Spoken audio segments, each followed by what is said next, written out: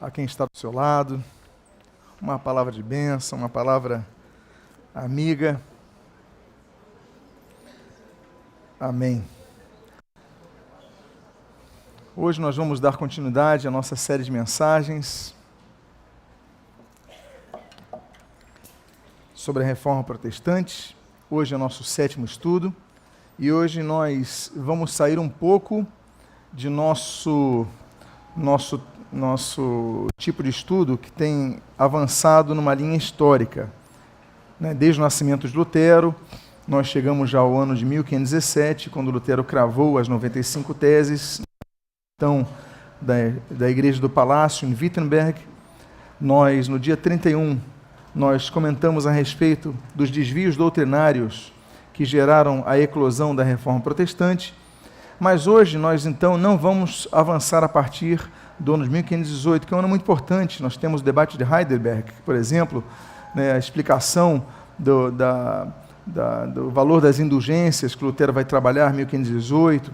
Nós vamos dar uma pausa nesse tramitar histórico para falarmos, de maneira geral, sobre os 5 solas da Reforma Protestante.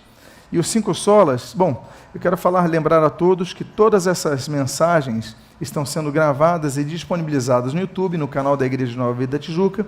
Então, se você perdeu alguma delas, você pode ouvi-la a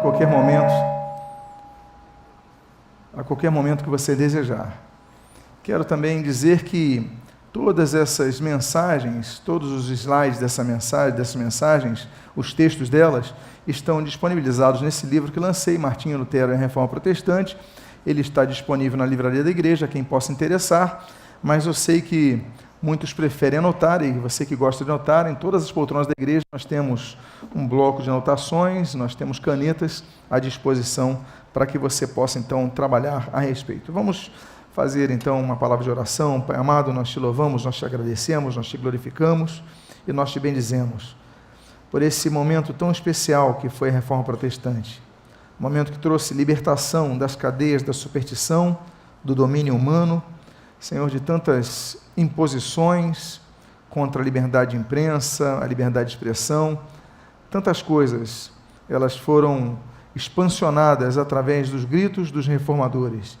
E nós te agradecemos porque estamos aqui no 7º estudo, quando havemos tratar sobre os 5 solas da Reforma. Abençoa-nos, dê-nos a tua graça, e o que nós pedimos, nós te agradecemos em nome de Jesus. Amém e amém. Nós falamos dos 5 solas da Reforma, e os 5 solas, elas são, ou seja, os 5 somente, estamos falando de expressões em latim. Lutero usou muito latim, Lutero aprendeu latim, Lutero foi alfabetizado em latim, como nós vimos, quando ele vai para Mansfeld, quando ele vai para Magdeburg, quando ele vai para Erfurt. Então ele vai se tornar um especialista, e a língua dos reformadores de comunicação continua sendo o latim. O que eles lutaram é para que nas mensagens para o povo fosse pregado na língua vernácula, a língua do próprio povo, mas constitutivamente, em relação a muitos trabalhos da Reforma, eles foram elaborados em latim, inclusive as 95 teses. Quando Lutero crava as 95 teses de Wittenberg, ele crava as 95 teses todas escritas em latim, e somente 14 dias depois, 4 dias depois, já temos as primeiras cópias em alemão, e 14 dias depois, as imprensas da Basileia, de Nuremberg, enfim, de outras cidades, Leipzig, já estão vinculando-as em alemão. As 5 solas são sola fide, ou seja, somente a fé, sola gratia, somente a graça, sola scriptura, somente as escrituras, solos Christus, somente Cristo, e soli Deo gloria, toda a glória seja atribuída a Deus. E vamos então tratar dessas 5 solas na manhã de hoje, começando um pouquinho de trás para frente, começando com soli Deo gloria. Então, vamos tratar um pouco sobre isso. Vamos trabalhar um pouco nos textos bíblicos, naturalmente, hoje, e vamos dar pouco à questão histórica. Como eu falei para vocês na introdução de hoje, dada a temática especial, o roteiro histórico, continuaremos a partir do domingo que vem. Esse texto de 1 Coríntios, capítulo 10, versículo 31, ele diz: portanto, quer comais, quer bebais, ou façais outra coisa qualquer, fazei tudo para a glória de Deus. Tudo o que nós devemos fazer, o Espírito Santo, através do apóstolo gentios, Paulo, ele declara que tudo que nós devemos fazer deve redundar na glória de Deus. Eu coloquei o termo grego que está aí, você está vendo, é o doxa. Doxa é um termo grego que é traduzido como glória, ok, corretamente, mas também serve para explicar o resplendor de um astro, o resplendor do sol, por exemplo, ou mesmo o resplendor da luz do sol na lua, aquilo que reflete o brilho. Então, o termo grego ele é amplo, né? Doxa, então fazei tudo para a glória de Deus, para que resplandeça a luz de Deus na terra. A nossa responsabilidade, então, não é a de resplandecer o nosso próprio brilho, apesar de que o Senhor Jesus, ele disse que nós somos a luz do mundo, ele diz, olha, vós sois a luz do mundo, vós sois o sal da terra, ele traz responsabilidades a nós, mas quando nós dizemos que nós somos a luz do mundo, não estamos, quando ele declara isso, não está declarando que a luz emana de nós, mas emana através de nós. Essa luz é a luz de Deus, o sol da justiça. Então, tudo que nós devemos fazer redunda na glória de Deus. Nesses tempos tão egoístas, numa sociedade tão egoísta e o ser humano tão egoísta, nós devemos nos lembrar desses princípios que emanam da palavra de Deus sobre a glória de Deus. E não somente nós. O Salmo 96, versículo 3 diz, anunciai entre as nações a sua glória e entre todos os povos as suas maravilhas. Nós vemos muitos ministérios calcados nos nomes, não temos nenhum problema quanto a nomes serem famosos, mas muitas pessoas, elas querem buscar a sua própria glória. O objetivo deles, ao propagar o Evangelho, muitas vezes está em manifestar a sua própria glória, a sua própria força, o seu próprio poder. Nós devemos brilhar a luz de Cristo em nossas ações, em nossas palavras, em nossos atos, em nosso ministério. E não somente isso, mas nós devemos anunciar entre as nações a sua glória. É uma ordenança bíblica. Nós devemos, então, onde nós estivermos, nós devemos reluzir a glória de Deus. Anunciar entre as nações a sua glória não é apenas anunciar evangelisticamente, mas como é que se nota a luz? Apenas estando no local. A luz, estando no local, ela por si só já vai brilhar. Não se pode esconder a luz debaixo de uma cama e você não notar que tem algo diferente ali. Onde nós estivermos, entre as nações, devemos anunciar a sua glória. A Bíblia diz, e aí nós avançamos um pouco para a questão que vai ser uma dos bases dos reformadores, o Isaías 42:8. O texto diz assim no livro do profeta Isaías, filho de Amós, eu sou o Senhor, este é o meu nome, a minha glória, pois, não a darei a outrem, nem a minha honra às imagens de escultura. Nesse estudo sobre a reforma, nós falamos muito sobre isso no dia 31, mas eu tenho falado para os irmãos, muitas vezes, em muitos templos romanistas que já estive, assim como da igreja ortodoxa, templos dedicados a santos, muitas vezes o que se vê mais é a glorificação e a veneração desses santos do que ao próprio Deus. Eu comentei uma vez, coloquei algumas fotos sobre uma visita à Catedral de Santiago de Compostela, onde pretensamente alegam que estão ali os ossos de Santiago, ou Santiago Matamoros, como eles gostam de chamar, mas enfim, ali você tem na nave central as relíquias, onde dizem estarem os ossos de Santiago. E você entra e tem uma fila enorme para que as pessoas toquem naquela urna onde estariam os ossos de Santiago. Mas assim que você entra, numa das entradas, eu notei o seguinte, uma fila enorme para os ossos de Santiago, uma fila enorme por uma coluna que as pessoas colocam os dedos e depois beijam aquela coluna, uma das cenas mais anti-higiênicas que eu já vi na minha vida, todo mundo beijando aquela mesma coluna, me deu uma sensação muito ruim em relação a nojo, em relação a... Mas enfim, mas logo próximo a essa coluna, que as pessoas por superstição faziam isso, e os padres vendo e permitindo passivamente que as pessoas fizessem isso, mas à esquerda, na porta, estava uma imagem de Jesus. Nós sabemos que essa imagem de Jesus não tem Jesus por trás dela, nós sabemos que a Bíblia critica, condena esse tipo de culto idolátrico, mas enfim, mas em tese seria a imagem de Jesus, e não havia ninguém ali. Filas enormes para o Santiago, os ossos de Santiago, filas enormes para essa coluna, mas ninguém a Cristo. Por quê? Porque essa glória ela é dividida nesses templos.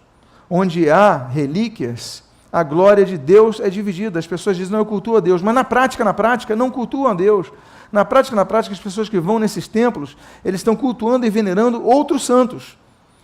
Você vai ao dia de São Jorge, o pessoal vai lá para a igreja de São Jorge, lá em Quintino, lota as pessoas, e tem uma estátua de Jesus, ninguém se dobra a ele, o pessoal vai para São Jorge, ou Santo Antônio, as pessoas... Então, esses templos dedicados aos santos, na verdade, eles demonstram, na prática, porque a teoria é muito bonita, a teoria está no papel, mas na prática, o que as pessoas fazem é o oposto, e é o que opõe a isso. Olha, eu não vou dividir a minha glória com ninguém, a glória é só de Deus. Por isso que o grito dos reformadores é trazer à igreja de volta a atribuição da glória somente a Deus, o soli deo gloria. Lutero, ele vai dizer na tese 62, das 95 teses, a tese número 62, do debate para o esclarecimento dos valores e indulgências, que é o nome desse documento dele, ele diz o seguinte: o verdadeiro tesouro da igreja é o Santíssimo Evangelho da glória e da graça de Deus. Vamos falar já sobre a graça. Mas vocês lembram, e o que eu falei no dia 31, sobre os desvios doutrinários? Um dos desvios doutrinários é o chamado tesouro da igreja. É o que dá base à doutrina do purgatório e à doutrina das indulgências, que vigora até hoje no catolicismo romano. Essa teoria, o tesouro da igreja, é uma das teorias que Lutero vai mais combater já a partir de 1517, e ele vai bater com força, e ele vai começar a combater essa teoria, em que pese, em 1517, Lutero ainda acreditar no purgatório, mas ele entende o seguinte: o tesouro da igreja não está na administração do Papa. Eu relembro os irmãos que vieram no dia 31, que os tesouros da igreja são uma teoria da Igreja Católica Romana dizendo o seguinte, que as pessoas que têm uma santidade plena, completa, que vão para o céu, elas não precisam usar toda essa santidade, há uma sobra de santidade, e essa santidade é administrada com o Papa, que pode distribuir a quem quiser através das indulgências, para que pessoas que estejam no purgatório, elas possam sair mais rapidamente do purgatório e ir para o céu. Então essas indulgências que foram vendidas e são ainda hoje distribuídas pelo papado como ele quiser, eles são contestados por Lutero. Eu já falei sobre isso nas teses de Lutero, nas 95 teses. Mas o que ele está dizendo aí é o seguinte: olha, o tesouro da igreja é o Evangelho, da glória e da graça de Deus. Aponta para Deus, é vinculativo a Deus, e o que liberta a pessoa é a pregação do Evangelho.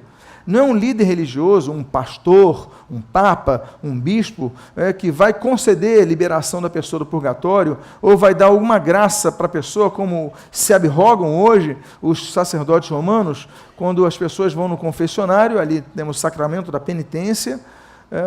Então ele diz o seguinte: não, eu te absolvo dos pecados. Depois de você confessar os seus pecados, confissão auricular, ele declarou: eu te absolvo. Zwinglio dizia: olha, isso daí é estranho as escrituras. Lutero combateu isso, Calvino disse que é uma superstição terrível, uma presunção muito grande da pessoa dizer: eu te absolvo pecados. Quem absolve pecados é somente Jesus Cristo, é só ele que absolve pecados. Então Lutero, na tese 62, ele falou: olha, é o Evangelho da glória e da graça de Deus. Tudo vai para Deus, tudo pertence a Deus, tudo se exclusiviza em Deus. No Catecismo de Westminster, o breve Catecismo de Westminster, formado pelo parlamento inglês em 1647, a primeira pergunta desse catecismo é a seguinte: qual é o fim principal do homem? Qual é o propósito do homem? Qual é o fim do homem?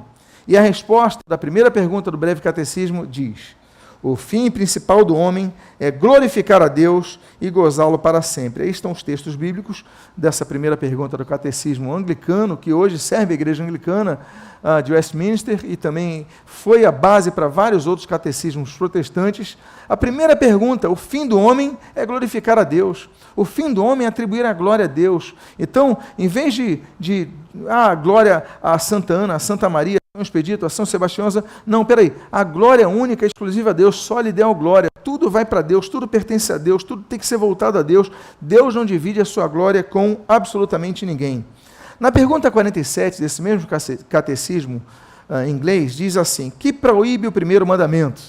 E a resposta é: o primeiro mandamento proíbe o negar ou deixar de adorar ou glorificar ao verdadeiro Deus como Deus e nosso Deus, e dar a qualquer outro a adoração e a glória que só a Ele são devidas. A pergunta 47 do catecismo é muito clara: a glória só a Deus, nós não podemos separar isso. Eu estou falando de um catecismo do século XVII. e que ainda vigora hoje. Mas estou falando de algo que já era percebido ao longo da história, os pré-reformadores já falaram sobre isso, dessa terceirização da glória de Deus, a glória vai sendo dividida. E dizem o seguinte: não, nós damos glória a Deus. Na prática, não. Na prática, a glória é dada a muitos outros, e você paga a promessa para santo, paga a promessa para santo, você agradece a santo, acende a vela a santo, venera a santo, você está distribuindo essa glória a outros. A glória somente a Deus. Então, um dos gritos da reforma é esse soli deo glória, a glória exclusivamente a Deus. Outro grito da reforma, eu falei do primeiro sola, é o soli deo glória. O outro grito é o solus Christus, né? Tem uma declinação, então não é sola, é solus Christus. Atos capítulo 4, versículo 11, versículo 12, é um texto muito importante, da cristologia, e ele fala o seguinte: este Jesus é a pedra rejeitada por vós, os construtores, a qual se tornou a pedra angular, e não há salvação em nenhum outro, porque abaixo do céu não existe nenhum outro nome dado entre os homens, pelo qual importa que sejamos salvos. Lutero ele vai combater aquela teoria de São Cipriano, de que somente a salvação na Igreja Católica. Teoria essa que os padres e os papas até hoje advogam. Para você ser salvo tem que estar na Igreja Católica. Lembra daquele quadro que Lutero encontra em Mansfeld, né, do quadro que tem uma barca com o Papa, tem os bispos jogando cordas para pessoas que estavam se afogando? Aquilo fica na cabeça dele. Lembra que eu falei de Guilherme de Ockham? Lembra que eu falei de Guilherme de Ockham, basicamente falando sobre o fundamento da salvação, ser em Cristo? Nós temos que nos lembrar o seguinte: a igreja, a instituição não salva ninguém. Você não é salvo por estar nessa igreja. Você não é salvo por obedecer um pastor. Eu sou evangélico, estou salvo. Negativo. Você não é salvo por ser católico, você não é salvo por ser evangélico, você não é salvo por ser ortodoxo. Você é salvo por causa de Jesus. É só Jesus a nossa garantia da salvação. Esse texto diz assim, olha, eu vou repetir o texto: porque não há salvação em nenhum outro, porque abaixo do céu não existe nenhum outro nome dado entre os homens pelo qual importa que sejamos salvos. Nós não somos salvos pelo pastor, não somos salvos pelo Papa, não somos salvos por Maria, não somos salvos por São Jorge, São Benedito, São Sebastião, santo, santa, não. Somos salvos somente por Jesus. É por isso que a Bíblia diz que só um mediador entre Deus e os homens, Jesus Cristo, homem. Não há outro mediador, porque nós só podemos ser salvos por Jesus. O Senhor Jesus disse, e você conhece muito bem o texto de João 14, eu sou o caminho e a verdade e a vida, e ninguém vem ao Pai senão por mim. Jesus é o único caminho. O único caminho não é a igreja católica, não é a igreja evangélica, não é a igreja ortodoxa, não é a igreja armênia, não é a igreja copta. O único caminho é Jesus Cristo. Onde Jesus for pregado e exclusivamente adorado, então ali está Jesus. Ali então há salvação, ok? Lembrem-se disso, jamais se esqueçam, Atos capítulo 4, versículo 12 especialmente. A Bíblia diz sobre o papel de Jesus, a importância do papel de Jesus como nosso Salvador, mas não ficou apenas com um ato do passado, não apenas um ato que aconteceu há cerca de 2000 anos atrás, no Monte da Caveira, no Monte Calvários, mas ele continua hoje nos auxiliando. A Bíblia diz em 1 João, capítulo número 2, versículo 1, filhinhos meus, estas coisas vos escrevo para que não pequeis. Mas, se, todavia, alguém pecar, temos advogado junto ao Pai, Jesus Cristo, o justo. Eu já comentei para vocês que certa vez eu ouvi um dos adesivos mais heréticos que eu já vi na minha vida, se não o mais herético, que era o seguinte: peça à mãe que o filho atende. E tinha uma imagem de Maria. É uma tristeza muito grande que as pessoas elas se agarrem em frases, em expressões que passam pelo imaginário popular e recebem aprovação passiva do clero religioso, mas que confrontam plenamente a Bíblia. A Bíblia não diz, peça à mãe que o filho atende. A Bíblia diz, peça a Deus em nome de Jesus. Só que as pessoas não têm o solo Escritura. As pessoas acreditam no que se dizem a elas. Então, o texto é claro, olha, nós não devemos pecar. Nós não devemos pecar. Agora, se, porventura, todavia, porém, se viermos a pecar, a Bíblia diz nesse texto que você está lendo, 1 João 2,1, nós temos advogado junto ao Pai, Jesus Cristo. Não tem mais nenhum outro na história. Deus nos oferece perdão do pecado através de Jesus Cristo. Ele é nosso advogado. É por isso que, se nós pecarmos, nós devemos orar ao Pai. Deus, eu pequei. Eu te peço perdão do meu coração arrependido. Não vou voltar a fazer isso. Me perdoa em nome de Jesus. E nós oramos em nome de Jesus até por causa disso, até por causa desse texto. Ele é o nosso advogado perante o Pai. Então a gente não ora para Maria, a gente não procura um padre, olha, padre, eu pequei. Ele vai falar assim, olha, reza 25 Pai Nossos, 13 Ave Marias, acende vela tal, sobe a escadaria da penha. Você vai fazer isso? Vou fazer. Então tá bom, eu te absolvo dos pecados em nome do Pai, do Filho e do Espírito Santo. E ele faz aquele gesto e você recebe esse placebo e que não muda nada na sua vida. O texto bíblico é simples, voltemos à Bíblia, nos firmemos na Bíblia. A Bíblia diz, pecamos, oramos ao Pai, em nome de Jesus, que é nosso advogado. Olha, Senhor, me perdoa em nome de Jesus. E Deus é galardoador, Deus é perdoador, e Deus então perdoa, claro, com o coração arrependido, né? Isso daí é óbvio, isso é o primeiro passo para o perdão dos pecados. Os irmãos estão entendendo a importância que nós temos na elaboração desses solas? Bom, pois bem, então, nós temos mais um texto que eu vou colocar aqui, desse Solos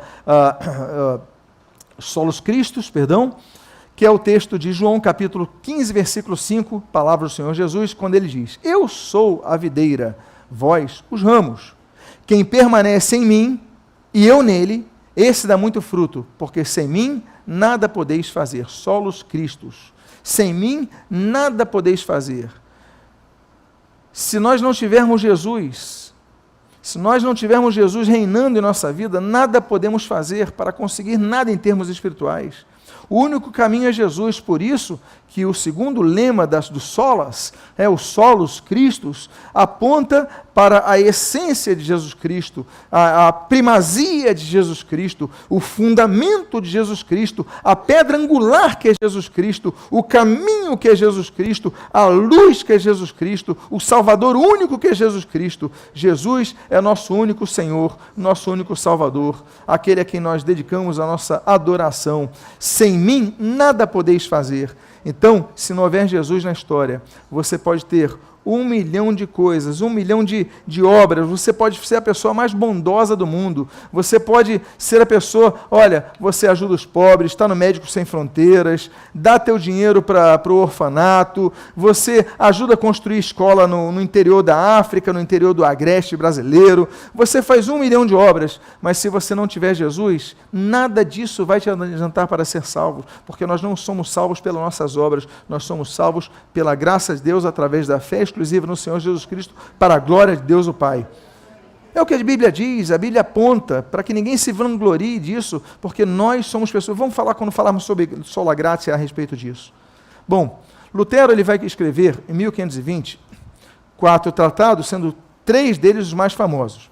Ele escreve no dia 23 de junho, Apelo à Nobreza Alemã sobre o Estamento Espiritual. Então, quando ele fala a respeito que não há diferença de clero e leigos, com o tempo, os cleros foram ganhando um poder tão grande que você tinha leigos aqui, cleros lá. Lutero, quando ele vai escrever Apelo à Nobreza Alemã, ele vai colocar todos no mesmo nível. A nossa diferença é funcional. Não há diferença do pastor, do novo convertido, diante de Deus. Somos pecadores que precisamos do perdão dos pecados. Ninguém tem poder maior do que o outro diante de Deus. É uma função de ordem instrumental. É uma questão de responsabilidades, atribuições, mas espiritualmente somos o mesmo estamento. Então, Lutero vai quebrar muito sobre isso nesse livro de 23 de junho, Apelo à Nobreza Alemã. Depois, Lutero vai escrever do cativeiro babilônico da igreja. E Lutero tem um viés muito firme quando ele vai falar do cativeiro, dos muros, né? Ele vai falar o primeiro muro, o segundo muro, o terceiro muro. Vamos falar sobre isso quando chegarmos no ano 1520, do cativeiro cristão da igreja. Aí ele vai receber a carta para ser excomungado, ele vai ter 60 dias para responder, Então ele vai ter esse período para responder, e depois ele escreve esse texto que você está lendo, da liberdade cristã, que é um grande livro, e é um livro interessante, vamos depois analisá-lo, que é um livro que o Lutero ele escreve um pouco mais docilmente que os outros dois tratados, grandes tratados de 1520. Bom, nesse tratado, da liberdade cristã, ele diz o seguinte, abre aspas, no entanto, é necessário pregar com o objetivo de que seja promovida a fé nele, para que ele não seja apenas o Cristo, mas seja o Cristo para ti e para mim, e opere em nós o que dele se diz e como ele é denominado. Esta fé, porém, nasce e é preservada quando é pregado porque Cristo veio, o que trouxe e concedeu. A nossa fé é pautada em Cristo. A nossa fé não é uma fé cega. A nossa fé não é a fé pautada na promessa de um pastor. A nossa fé não é a fé pautada numa promessa de um padre, de uma declaração papal, de uma bula, de um decreto, de um cânone, etc. A nossa fé é pautada em Cristo, para que Cristo reine em nossa vida, e Cristo reine através do que nós pregamos. Então, a pregação dos reformadores sempre vai apontar a Cristo, ao centro de Cristo. Cristo é o centro do culto, Cristo é o caminho da salvação, Cristo é o único que nós devemos acudir e pedir perdão dos pecados, é através de Cristo. Então, toda essa terceirização, que vai começar lá atrás no culto aos santos, né, já desde os primórdios, ali começa com as catacumbas, então, aí os mártires, os que não negaram a fé, então, aí começa aquele culto, a memória, a pessoa começa a acender vela, a memória e tudo mais, pedir clamor e tudo mais, e aí gera toda a teologia, a doutrina do catolicismo romano, que depois vai, principalmente ali no século décimo, né, o surgimento do Dia dos Finados, 998, Santo Odilon, a Abadia de Clanico, nós já falamos a respeito, aí começa o culto dos finados, as relíquias, as peregrinações à Terra Santa, as pessoas trazem osso de fulano, dente de fulano, começam a adorar e tudo mais. Lutero e os demais reformadores, olha, tudo aponta a Cristo, tudo tem que ser a Cristo, a nossa fé não é depositada no osso de Santa Bárbara, não é depositado num prego da cruz de Calvário, numa coroa de espinho, a nossa fé é somente em Jesus Cristo. Tudo que nós devemos falar é porque Cristo veio, para que Cristo veio, o que Cristo pode fazer na nossa vida, então é fundamentada nisso. Nós falamos então sobre solo e deo glória, nós falamos sobre os solos Cristos. Agora vamos falar do sola gratia, somente a graça. A Bíblia diz, no texto de Romanos capítulo 3, versículos 23 e 24, o seguinte: pois todos pecaram e carecem da glória de Deus, sendo justificados gratuitamente por sua graça. Eu coloquei o termo grego charis, porque é interessante, mediante a redenção que há em Cristo Jesus. Olha, todos pecaram. Não tem ninguém que não tenha pecado. Todos pecaram. E carecem da glória de Deus. Que Deus resplandeça. Lembra que eu falei do termo glória? O doxa, né? Aquilo que reflete a luz, o resplendor de Deus, o resplendor da luz de Deus, enfim. Sendo justificados gratuitamente. Nós nos tornamos justos, eu vou falar depois sobre isso, no Sola Fide, gratuitamente. Ninguém é justificado por dinheiro nenhum. Você não é justificado pelo dízimo que você entrega, pela oferta que você entrega, pelas obras de caridade que você entrega, pela indulgência que você cumpre, por pagar uma missa, nada disso. Nós somos justificados gratuitamente, é de graça. Aí diz assim, gratuitamente, por sua graça. Graça, charis, significa isso, graça. Mas também tem um termo interessante, graça significa também no grego, o charis, é boa vontade, ter boa vontade por alguém, oferecer algo a alguém sem querer nada em troca. É boa vontade, é da boa vontade de Deus, não é nosso merecimento, é porque Deus, por boa vontade, nos oferece a salvação, mediante a redenção que é em Cristo Jesus. O texto bíblico volta a dizer que a redenção só vem em Cristo Jesus, não vem por nenhum santo, não vem por ninguém, por melhor que tenha sido a pessoa. Não estamos aqui questionando o passado de ninguém, o passado brilhante de ninguém. Nós falamos de Maria, olha, meus amados, Maria foi uma grande mulher. Maria foi uma mulher, a Bíblia diz que ela era bendita entre as mulheres. De todas as mulheres da terra, Deus escolheu Maria, uma pessoa maravilhosa. Como outros também, que são cultuados, que são venerados, eles também, pessoas maravilhosas, não estamos questionando isso, estamos questionando que nós devemos exclusivar a adoração, a veneração, a glória somente a Deus, através de Jesus Cristo. E a redenção vem através de quem? Através de Jesus Cristo. Mas é pela graça de Deus. Ou seja, não é pelo meu esforço, não é pelo meu merecimento. Olha, pastor, eu fiz jejum, eu entrego meu dízimo, eu não falto um culto, eu ministro no louvor, eu estou no evangelismo, eu cuido das crianças, eu ajudo os pobres, eu faço missões. Nada disso, nada do teu esforço vai fazer com que você mereça salvação, porque ninguém merece. Todos pecaram e carecem da glória de Deus. Nós precisamos da redenção em Jesus Cristo através de um ato de Deus, parte de Deus. É Deus que nos consegue de boa vontade o oferecimento da sua misericórdia, graça divina. Eu vou ler esse texto, eu sei que está pequeno na sua tela, mas se você conseguir acompanhar, eu faço, mas está em sim. Você que anota, Efésios 2, versículos 1 e versículo 4 a 9, diz assim: Ele vos deu vida, estando vós mortos nos vossos delitos e pecados. Opa! Todos nós estávamos mortos nos nossos delitos e pecados. Mas Deus, sendo rico em misericórdia, por causa do grande amor com que nos amou, e estando nós mortos em nossos delitos, nos deu vida juntamente com Cristo. Pela graça sois salvos.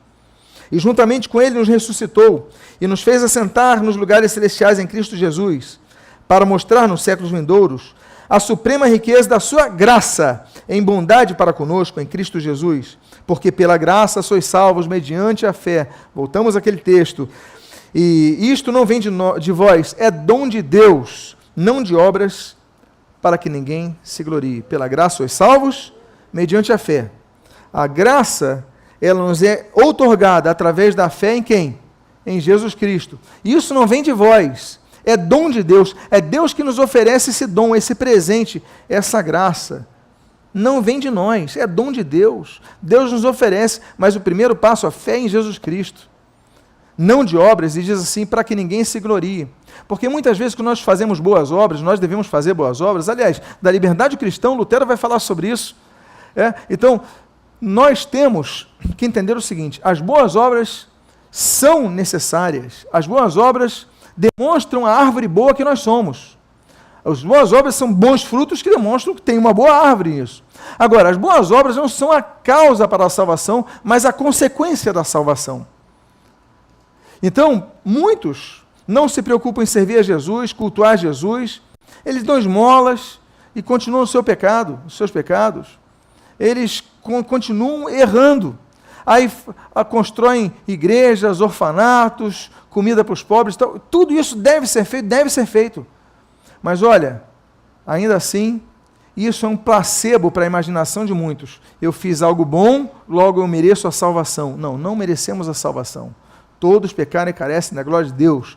É dom de Deus, é graça divina a nossa salvação, não de obras para que ninguém se glorie, porque tem muita gente que faz boas obras, louco para colocar no Instagram, louco para botar no Facebook, para que todo mundo veja, olha, pessoa boa, que pessoa caridosa. Tudo bem, não estou apenas falando dos políticos em época de eleição, gente. Nós mesmos somos assim.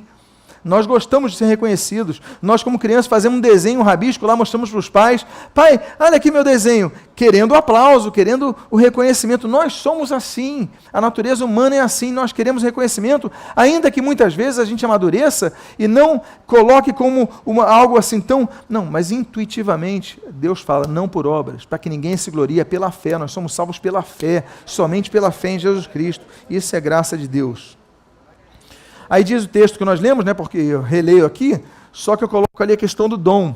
Porque pela graça sois salvos mediante a fé, isto não vem de vós, é dom de Deus. Ali não de obras para que ninguém se glorie. Eu coloquei o termo grego, doron. Então, dom de Deus é doron de Deus. Doron é presente. Doron presente é quando você recebe sem pagar por isso.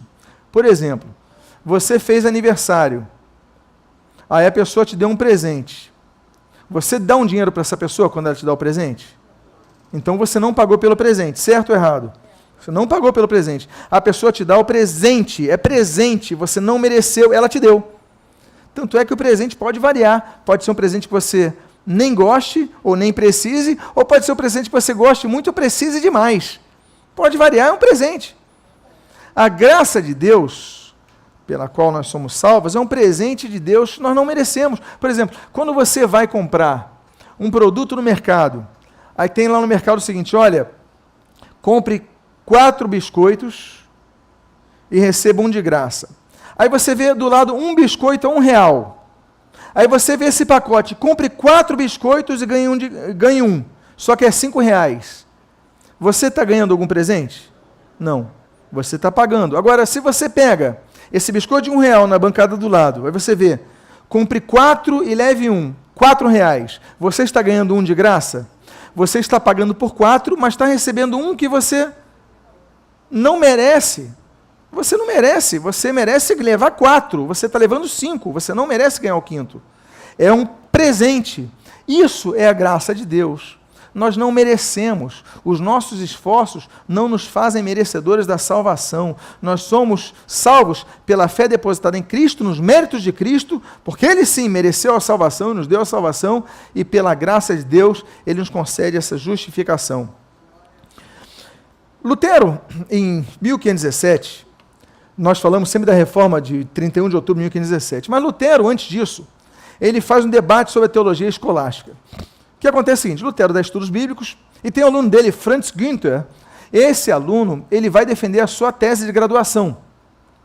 Lutero, então, como orientador dele, Lutero vai escrever 97 teses, falamos das 95 de Wittenberg, dia 31 de outubro, mas Lutero, antes disso, em agosto, entre agosto e setembro, em 21 de agosto, 4 de setembro, Lutero escreve, então, 97 teses para o debate sobre a teologia escolástica. Ele vai bater na teologia escolástica, ele vai bater muito a respeito dos sofistas, dos aristotélicos, enfim. Mas eu quero trazer aqui teses muito interessantes a respeito da graça de Deus. A tese 7 diz assim, na verdade, sem a graça de Deus, a vontade suscita necessariamente um ato desconforme e mau, se não for a graça de Deus. Aí ele vai avante, tese 18. Amar a Deus por natureza, sobre todas as coisas, é uma ficção, uma quimera, por assim dizer.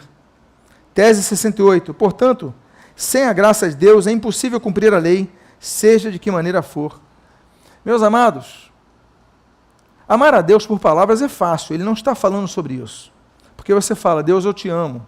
É fácil. Mas amar a Deus por ações, ele fala, se não for a graça de Deus, é uma ficção. É uma ficção. Você está enganando a você mesmo. Nós precisamos da graça de Deus que nos dá força, que nos fortalece, que nos permite dizer não às tentações, dizer não a tantas questões que nos fazem desagradar a Deus, para permanecermos firmes. Nós precisamos da graça de Deus. Senão, não conseguimos amar a Deus. Lutero, ele coloca o amor a Deus fora da expressão, você ama Deus, ama Deus. Não, não é isso. Amar a Deus através das ações. Então, na tese 18 desse debate sobre a teologia escolástica, Lutero ele vai avançar sobre isso. É uma quimera, é um monstro que a gente cria, é uma ficção, é uma mitologia. Nós precisamos, para amar Deus, da graça de Deus, para nos tornar fortes, para nos fazer que nós consigamos resistir. E até 68, portanto, sem a graça de Deus é impossível cumprir a lei. A pessoa queria cumprir a lei. Meus amados, há quem diga que Deus deu 10 mandamentos. Isso é errado, você sabe disso. Não são 10 mandamentos que Deus deu a Moisés. Deus deu a Moisés 613 mandamentos. Ele deu 10 mandamentos em tábuas de pedras no cume do Monte Sinai, nos dias que Moisés lá esteve. Quando Moisés desceu, Deus continuou dando leis a Moisés. 603 leis a mais. Bom, se você então for cumprir a lei de Moisés, que não são os 10 mandamentos, mas são os 613 mandamentos, você não consegue. É impossível. É impossível. Ninguém na terra consegue obedecer os 613 mandamentos. Não dá. Ele fala, então, não somos salvos pela lei, não há como ser salvos, por isso veio a graça de Deus, se manifestou a graça de Deus em Jesus Cristo. E ali ele diz, olha, sem a graça de Deus é impossível cumprir a lei, seja de que maneira for. Porque você vai cumprir nos rituais, mas vai continuar errando por dentro. Bom, eu falo mais 4 teses desse debate sobre a teologia escolástica que falam da graça de Deus. A tese 62, portanto, quem está fora da graça de Deus peca constantemente, mesmo não matando, não praticando adultério, não cometendo roubo. continua pecando. Porque a pessoa fala assim, ó, eu não mato, eu não roubo, eu não cometo adultério, então eu não peco. Ele fala, você continua pecando. Aquela desculpa que as pessoas até hoje apresentam, eu não mato, não roubo, não assalto e tal, não faço mal a ninguém. Espera aí, mas isso não significa que você não está pecando. Você peca e peca constantemente. Tese 76. Toda obra da lei sem a graça de Deus parece boa exteriormente, mas interiormente é pecado. E ele fala contra os escolásticos.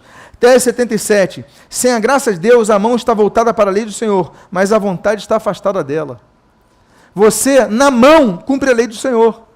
É que nem, eu vou cumprir a escala para dar aula para as crianças. Aí você dá aula para as crianças que é na escola dominical. Mas você está com raiva disso, você não queria estar lá, você está contra a tua vontade. Quer dizer, na mão você obedece, mas internamente você está contra. Tem muita coisa que nós fazemos contrariados, mas fazemos por obedecer, ou porque temos que obedecer.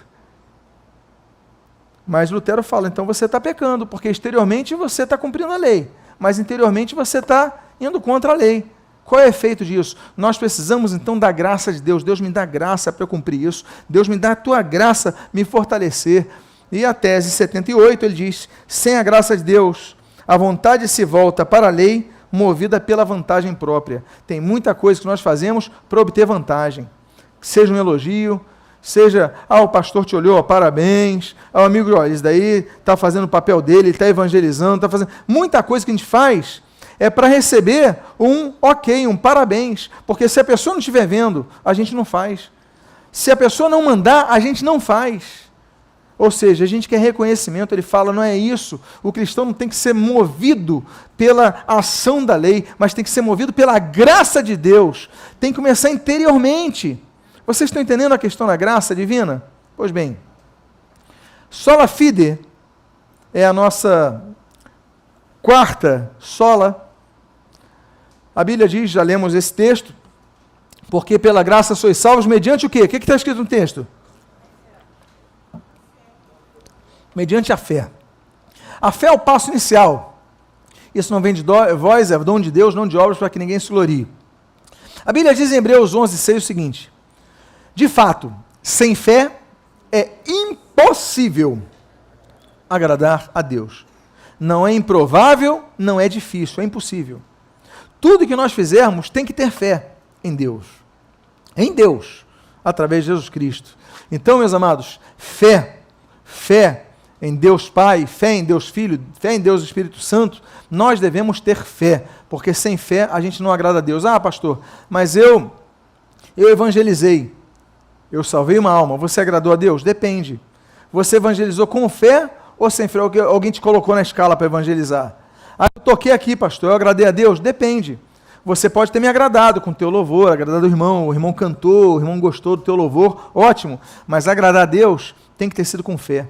Então você vê que até para tocar, até para evangelizar, até para dar aula para criança, até para ficar na introdução dos diáconos, nós devemos fazer com fé. Eu estou servindo ao meu irmão como sirvo ao Senhor, eu estou servindo, eu sei que eu estou fazendo, nós devemos depositar nossa fé em Cristo, tudo tem que ser com fé. Por isso que a Bíblia diz ali em Romanos 5:1, justificados, pois, mediante a fé, temos paz com Deus, por meio de nosso Senhor Jesus Cristo. O termo grego, dikaion, né? Então, tornar justo, assumir o papel de justo, nós somos justificados, não pelos nossos méritos, Deus nos torna justos. A justificação, ela acontecia, deixa eu ver se eu tenho um papel aqui, eu vou dar um exemplo. Como é que seria uma justificação?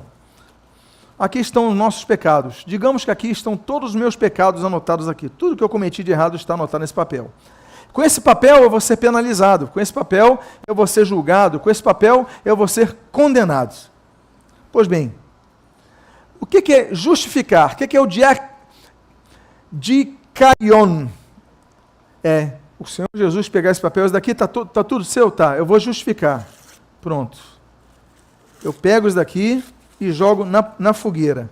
Ou seja, já não tem mais pecado nenhum. Eu fui justificado, me tornei justo. Se alguém procurar minha ficha, não tem mais ficha. É como se pegasse lá no sistema penal e colocasse um indulto. Né? Apaguei, coloca um del ali. Pronto, não tem mais nada, não tem mais pecado. Foi totalmente justificado. Esse é o proceder legal romano antigo da justificação, quando você não tem mais nada que seja contra você. Nós somos justificados por Deus. Quando? Quando nós, através da fé, nós nos entregamos a Deus, ou seja, mediante a fé temos paz com Deus. Não podemos ter paz com Deus porque nós pecamos, mas Deus, ele chega, rasga através de Jesus Cristo. Por isso que a nossa fé é fundamental, não nossas obras, nossa fé em Cristo Jesus. Por quê? Porque não somos salvos pelos méritos nossos, não somos salvos... Você lembra quando eu falei na terça-feira, no culto da Reforma, sobre a terceirização das penitências? Eu não lembro o Papa, eu acho que foi o Sixto, mas eu posso estar enganado, quando ele começa a terceirizar, dizendo assim, não, se você não pode jejuar, alguém pode jejuar por você e levar a sua oferta para obter indulgência por você. Começa a se terceirizar, não. Eu sou salvo mediante a fé em Jesus Cristo, nos méritos de Jesus, no que Jesus fez. É por isso que nós devemos ser sempre gratos a Deus, por isso que nós devemos sempre ter os solos Cristos diante de Deus. A Bíblia diz, em Romanos 10, 17, e assim... a fé vem pela pregação e a pregação pela palavra de Cristo. Ou seja, a nossa fé ela é centralizada em Cristo. Porque fé, até criança tem fé no Papai Noel. E fé genuína. Se você chegar para a criança no dia de Natal, olha, foi Papai Noel que te deu, uma criança de 3 anos, enfim, uma certa idade, a criança vai acreditar no Papai Noel. E vai acreditar de fato, inconteste. Isso é uma fé. Tem gente que tem fé em Papai Noel. Tem gente que tem fé no poder de um santo. Tem gente que tem fé, mas nossa fé tem que ser exclusivada em Cristo Jesus. A fé que vai salvar, a fé salvífica, pela pregação da palavra de quem? De Cristo. Tudo começa em Cristo. Cristo é a nossa causa, Cristo é a nossa fonte, Cristo é a nossa base, Cristo é o nosso fundamento, tudo em Cristo, tudo por Cristo, tudo para Cristo, tudo de Cristo. Cristo é o tudo, é só os Cristos. Essa é a fé firmada em quem? Nos méritos de Cristo. Essa é a fé salvadora. Concluímos, pois, já falei até sobre isso, o texto de Romanos 3,28, mais uma vez fala, não somos justificados pelas obras. Ah, você reza um Pai Nosso, reza uma Ave Maria, sobe a escada da penha e eu te absolvo dos pecados. Isso é antibíblico. A Bíblia diz claramente, concluímos, pois, que o homem é justificado pela fé, independentemente das obras da lei. Nada que você faça vai te tornar justo diante de Deus, somente os méritos de Jesus, somente Jesus é o mediador entre Deus e os homens, somente Jesus morreu na cruz por nós, somente Jesus é o Cordeiro de Deus que tira o pecado do mundo, como diz João capítulo 1, versículo 29, somente Cristo é o nosso tudo, ou seja, justificados é pela fé em Cristo Jesus. Citando aqui os reformadores, ele vai falar, eu vou ler rapidamente aqui o texto que ele vai escrever quando ele dá o estudo sobre os estudos romanos 1515, ou seja, antes da reforma acontecer. Quando ele começa a estudar sobre Romanos, ele testemunha o seguinte, abre aspas, eu fora tomado por uma extraordinária paixão em conhecer a Paulo na Epístola aos Romanos. Fazia-me tropeçar não a firmeza do coração, mas uma única palavra no primeiro capítulo, a justiça de Deus é nele, no Evangelho revelado, Romanos 1, 17.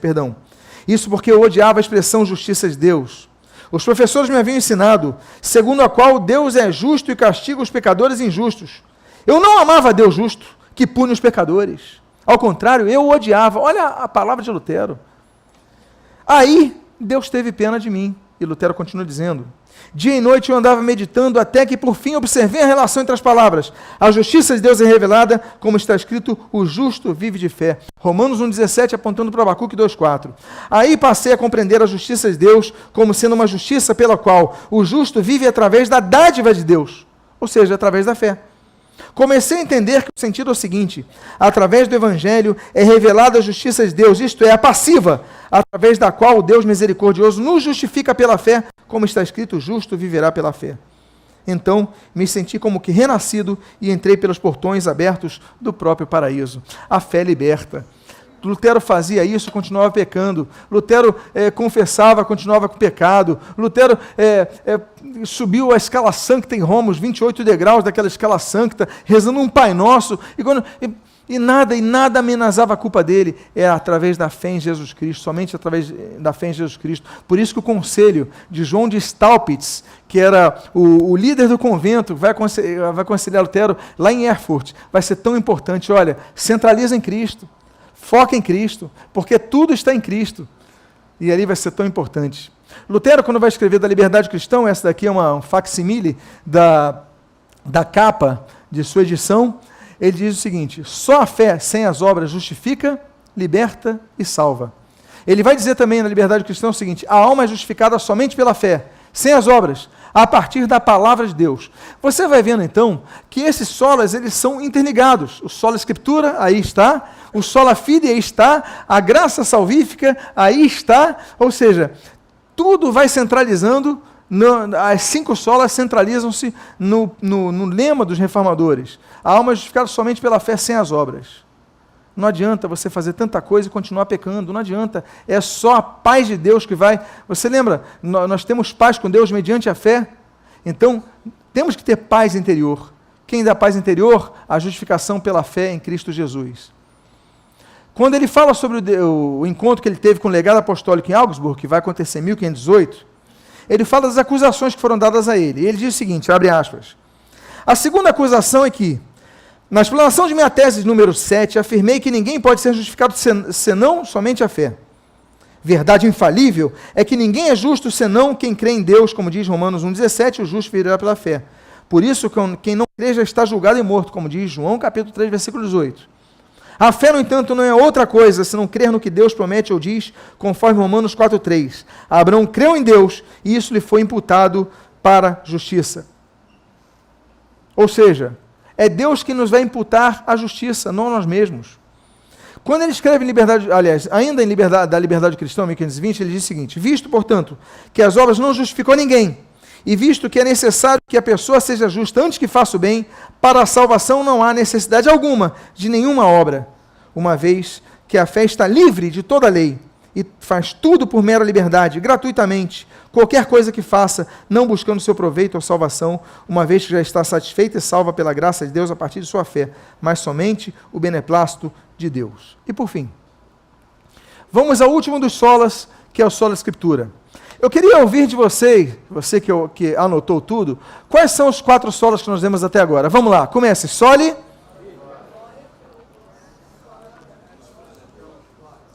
Vamos lá. Soli Deo Gloria, Solus Christus, Sola Gratia, Sola Fide, e agora vamos à conclusão, Sola Scriptura, somente a Escritura.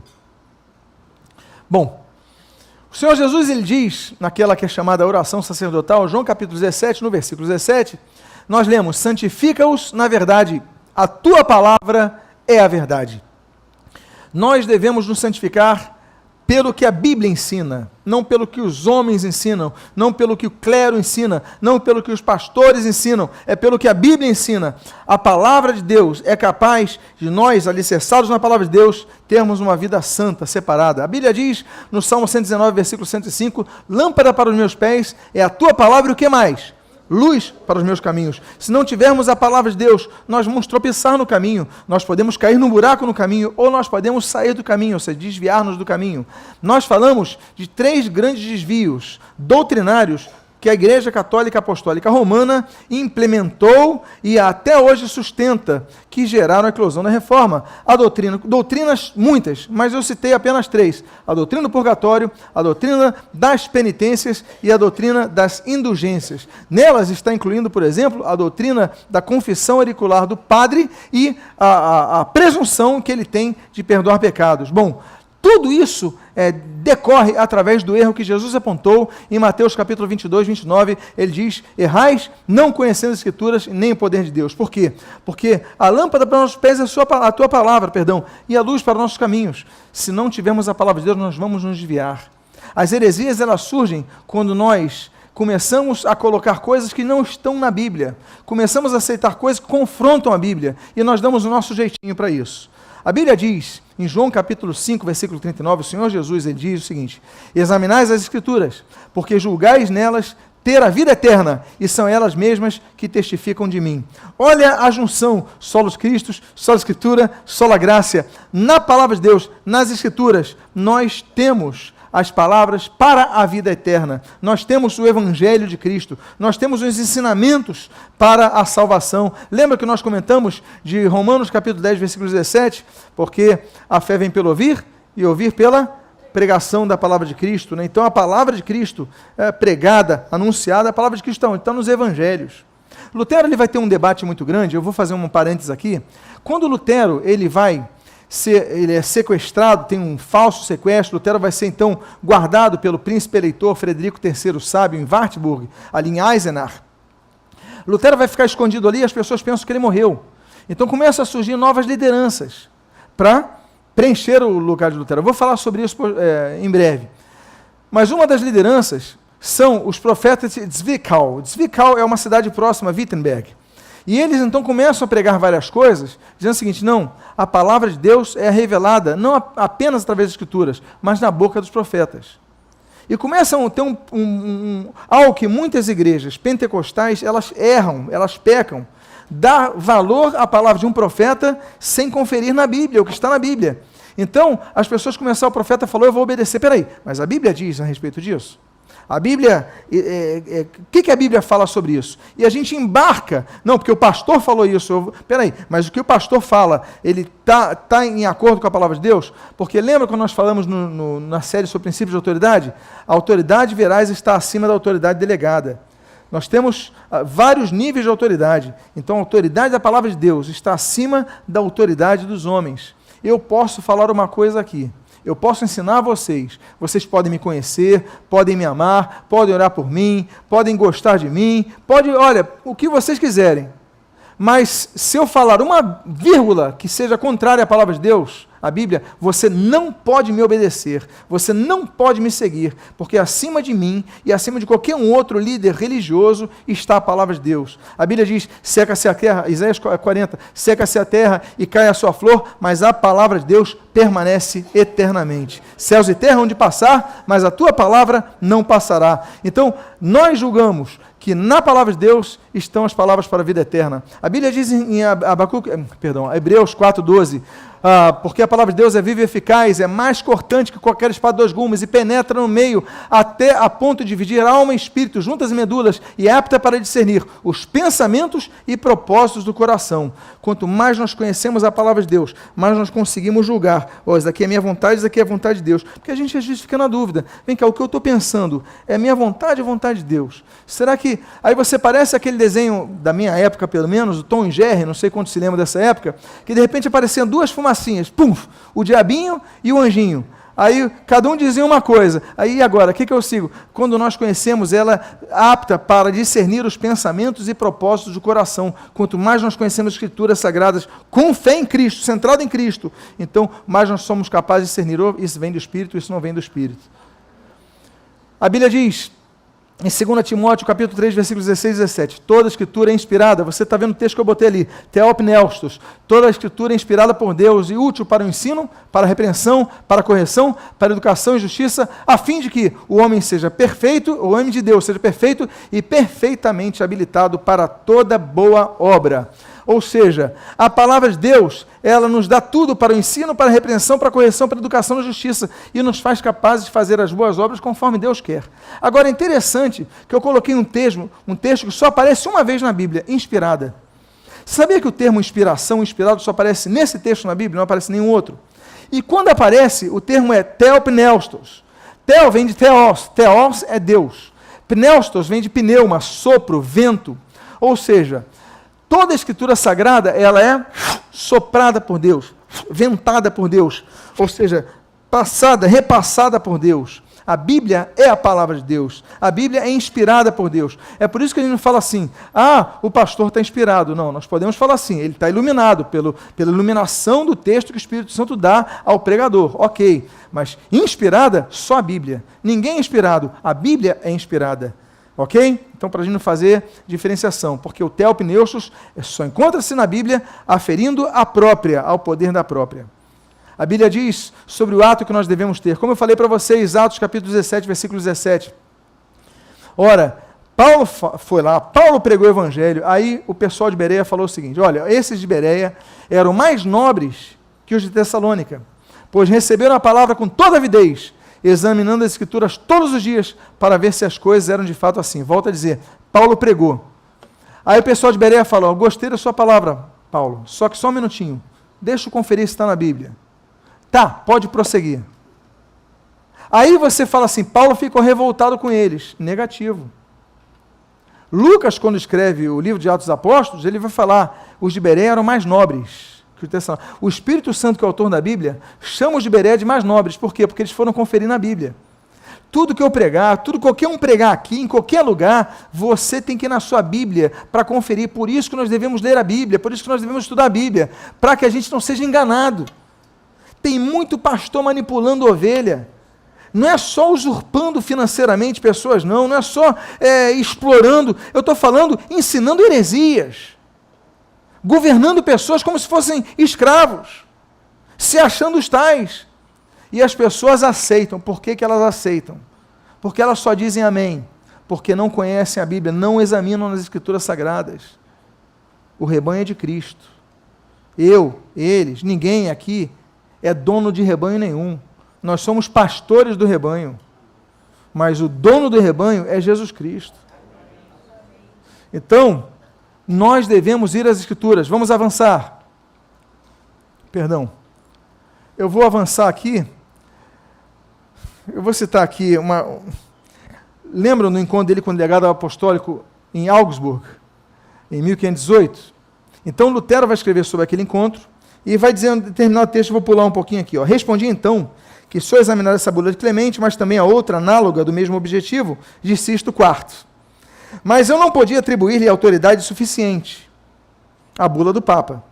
Entre muitas outras razões, porque ela abusa das Sagradas Escrituras. Está falando da bula extravagante de Clemente VI, tá? Só uma observação. Bom, porque ela abusa das Sagradas Escrituras e se atreve a torcer as palavras para um sentido mais estranho e até contrário. Eu não posso negar. Bom, então isso daí é que Lutero vai questionar a bula do Papa. Olha, ele torce as Escrituras. Não tem base bíblica, então não posso aceitar essa bula. Pode ser do Papa, pode ser de quem for. Eu não posso aceitar porque a Bíblia é a autoridade. Está vendo só a Escritura para Lutero como importante? Quando Lutero vai na Dieta de Worms, que ela acontece em abril de 1521, Lutero está diante do imperador Carlos V. É um imperador novo, ele assumiu há pouco tempo, depois de Maximiliano, ele tem 25 anos de idade, 23 anos de idade, enfim, é novo. Mas ele é um imperador, está numa dieta ali, dieta Assembleia Imperial, com 7 príncipes eleitores, vários padres, vários arcebispos, vários líderes religiosos, líderes políticos, são 200 pessoas que tem ali aproximadamente. Aí eles falam sobre se ele vai negar os livros dele. Bom, então aqui eu cito o contexto, citando o contexto eu leio. Eu não posso negar que os livros mencionados são meus, e nunca negaria qualquer um deles. Eles são minha prole, eu escrevi alguns outros que não foram mencionados, mas, quanto à pergunta, se reafirmarei tudo nos mesmos termos, ou se retratarei o que expressei além da autoridade da Escritura, olha aí, pois o assunto envolve questão da fé e da salvação das almas, porque ela diz a respeito da palavra de Deus, que é a maior coisa no céu e na terra, e a qual devemos reverenciar. Seria perigoso e imprudente para eu fazer qualquer declaração não premeditada. Imploro, com todo respeito, que vossa majestade imperial, está falando para o imperador, me dê tempo para deliberar, para que eu possa responder a pergunta sem injúria à palavra de Deus, e sem perigo para a minha própria alma. Ou seja, o imperador manda, através do advogado dele, que ele responda e fala, olha, eu peço, fala com respeito, eu imploro com todo respeito a vossa majestade imperial, que eu possa deliberar para que eu possa responder a pergunta sem injúria à palavra de Deus. Eu tenho que responder com base na palavra de Deus. Nessa mesma dieta de Worms, ele conclui a dieta, com a sua declaração final, dizendo o seguinte, a não ser que seja convencido por testemunho das Escrituras Sagradas, ou sua Escritura, ou por argumento evidente, pois não acredito nem no Papa, nem nos concílios exclusivamente, visto que é certo que os mesmos erraram muitas vezes e se contradisseram a si mesmos ao longo da história, o que é verdade. Estou vencido pelas Escrituras, por mim aduzidas, e minha consciência está presa nas palavras de Deus. Não posso, nem quero retratar-me de nada, porque agir contra a consciência não é prudente nem íntegro. Lembra quando nós falamos sobre os níveis de autoridade? Olha aqui, o nível de autoridade supremo de Deus temos o nível da autoridade da palavra de Deus, temos o nível da autoridade da consciência, temos o nível da autoridade, do quarto nível de autoridade, o nível da autoridade delegada. A autoridade suprema de Deus ninguém pode alcançar, o diabo tentou alcançar e caiu, enfim, autoridade suprema. Nós temos a autoridade da palavra de Deus, abaixo de Deus está a sua palavra, a Bíblia Sagrada, é o segundo nível de autoridade.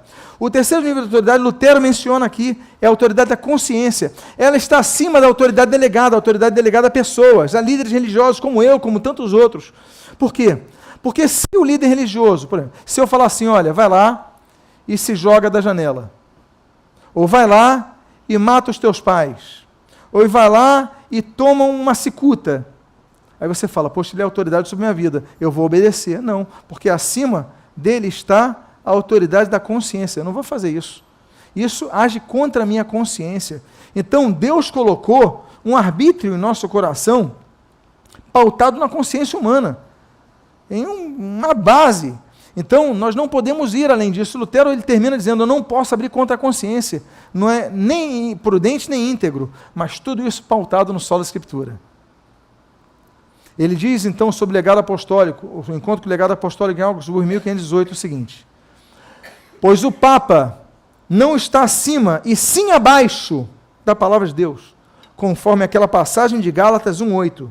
Mas, ainda que nós, ou mesmo um anjo vindo do céu, vos pregue o evangelho que vá além do que vos temos pregado, seja anátema. Ou seja, se o que eu pregar, qualquer líder religioso, o cardeal, o Papa, seja quem for, estiver contra a Bíblia, nós não devemos aceitar, como ele diz, pois o Papa não está acima, e sim abaixo da palavra de Deus. Ele cita o texto de Gálatas 1,8. Eu gosto muito de uma frase de Lutero, eu coloquei ela aqui no debate de Leipzig, que ele tem contra um homem chamado João Tetzel. É um grande articulador, um grande debatedor. Em Leipzig vai ser fundamental o debate, mas eu tenho uma frase que ele diz o seguinte, muito interessante. Ele diz, abre aspas, um simples leigo armado com as Escrituras é maior que o mais corajoso Papa sem elas. Lembra que eu falei sobre o estamento cristão? Então ele coloca, olha, todos somos iguais. Não é porque um é Papa, outro é pastor, outro é novo convertido. Peraí, com as Escrituras na mão, estamos nivelados.